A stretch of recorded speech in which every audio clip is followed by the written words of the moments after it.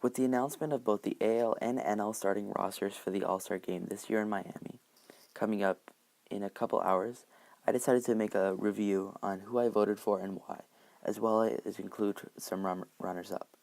So without further ado, this is who I think should be a part of the AL starting roster.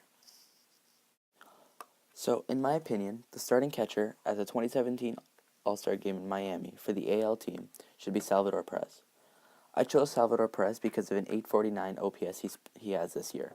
This ranks him second amongst catchers, only behind Buster Posey. OPS is an important statistic as it measures both power as well as consistency in getting on base.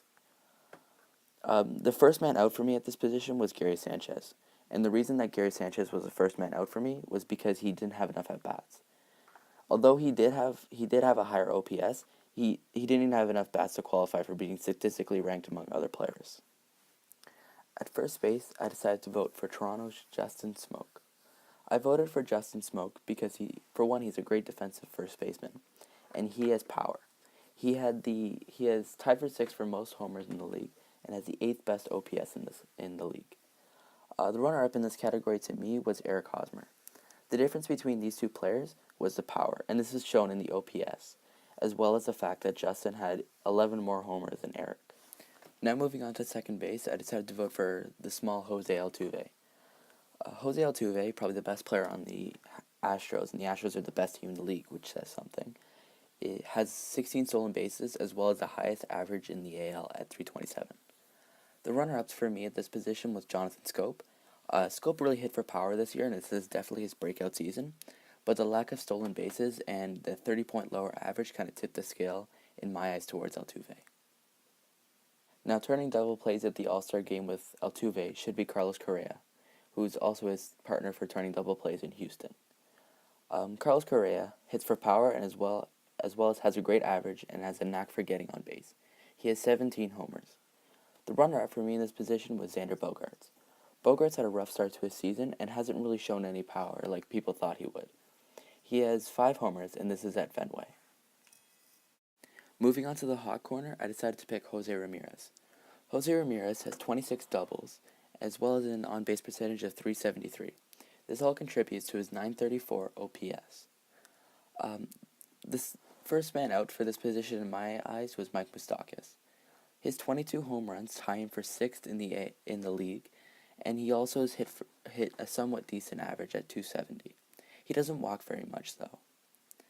Another thing, too, is he doesn't steal any bases. So, unlike Ramirez doesn't either, but this didn't put him a step above him. Third base this year was kind of interesting, as it wasn't the regulars who you thought that came on and started to dominate. People would have thought it would have been Kyle Seager or Evan Longoria or Josh Donaldson, but no. It was Jose Ramirez who kind of was in the shadows of Francisco Lindor and that huge Cleveland run last year, and as well as Mike Moustakas, who missed almost the entirety of last year with an injury. My first selection for the outfield, and the guy who is probably the best player right now in the league, is Aaron Judge. He leads the league in home runs, OPS, as well as RBIs. If this isn't all-star worthy, I don't know what is. Next is Avisail Garcia. Avisail is a right fielder for the Chicago White Sox. He has an impressive average this year, even though he's had struggles as of late. No one expected him to have this kind of a breakout season, as before he had a .268 average for his career. Finally, we have George Springer.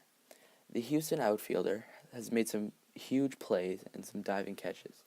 He also has some pop in his bat. The first man out for me this year for the outfield was Chris Davis.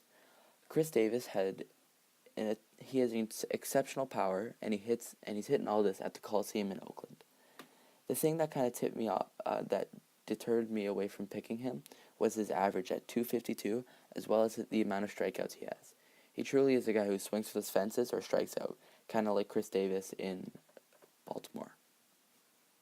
With a .936 OPS, 17 homers, and a .325 average, I believe the DH that should represent the AL at the All-Star Game is Corey Dickerson.